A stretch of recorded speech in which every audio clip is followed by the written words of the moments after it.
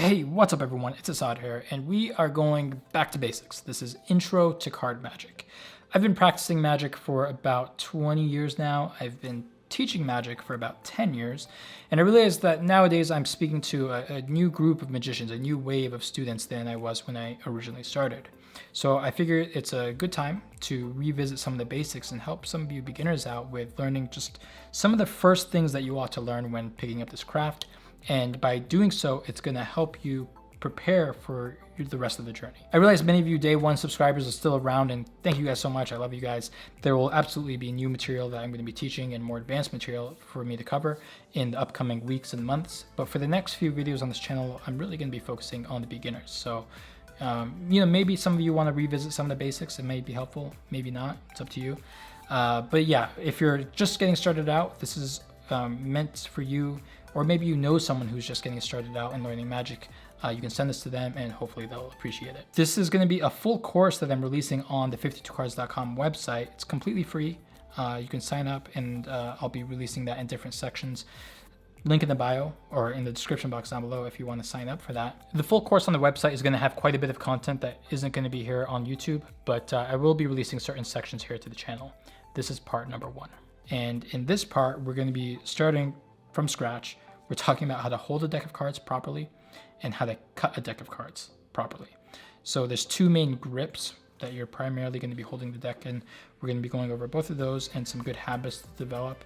And then we'll be going over how to just cut a deck of cards, and that's going to help prepare you for learning card control, which is one of the first sleight of hand techniques that you ought to learn. But before you learn that, you need to learn how to just cut a deck of cards normally. All right, so the first thing we need to go over is just how to properly hold a deck of cards. There's two main grips that you're going to be using most often. The first one is this right here. This is called a mechanic's grip, also known as a dealer's grip. And then the other one is this, which is called an overhand grip, also known as a biddle grip. Okay, and you also want to be able to kind of just transition between the two grips comfortably. So let's start with the mechanic's grip. This is the most common one. And pay attention to the finger positions here. So your left thumb, by the way, I should mention, if you're right-handed, then you're gonna be holding the deck in your left hand, mechanic's grip. And then for the overhand grip, you're gonna be using your right hand. If you're left-handed, then it's reversed. Most left-handed people will hold the deck in their right hand for the mechanic's grip, and they'll use their left hand for the overhand grip. Now, if you're just getting started for the very first time, and you are left-handed, you may just want to do it the same way as a right-hander would, by holding the deck in your left-hand mechanic's grip. And that way it may help the rest of your journey, because most of the sources, most of the teaching resources teach it as if you're right-handed. So if you don't want to have to mentally reverse everything every time, you can just kind of start off by using the same hand, treat it as if you're a right-hand dominant. But it's up to you.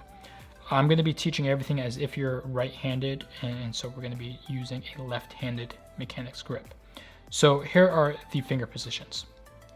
My thumb is either going to be resting along the left edge of the deck like so, or on top, just depending on the context. So you're going to be switching back and forth depending on what you're doing.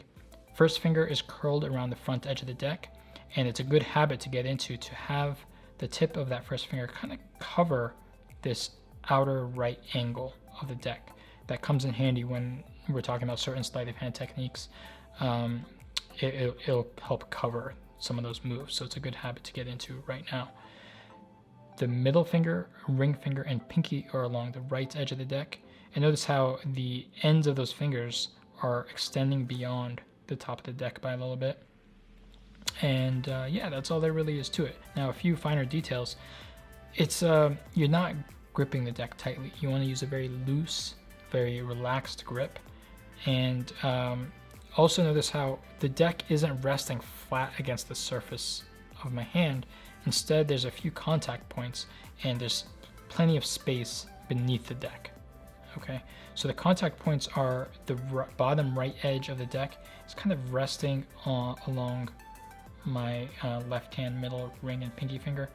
The exact location, it's just going to depend on the size of your hand, so it's not going to be the same for everyone. The bottom front edge is resting kind of around the middle of my left first finger, and then the left edge of the deck is resting kind of on the base of the hand, somewhere in this area. For me, it's right about there. Okay, and once again, very loose, very relaxed grip. You know, you don't want to be applying any unnecessary pressure here. Now let's dive into the overhand grip. Okay, so not much going on here. I got my right thumb along the back edge of the deck. Once again, the tip of my thumb is extending beyond the bottom of the deck by a little bit. Got my middle ring and pinky finger along the outer edge of the deck. Once again, those tips of those fingers are, you know, going beyond the bottom of the deck by a little bit. And then my first finger is curled on top. Now you can either kind of contact the top of the deck with the pad of, you know, the tip of your first finger, or you can just kind of rest your nail, whatever's more comfortable for you.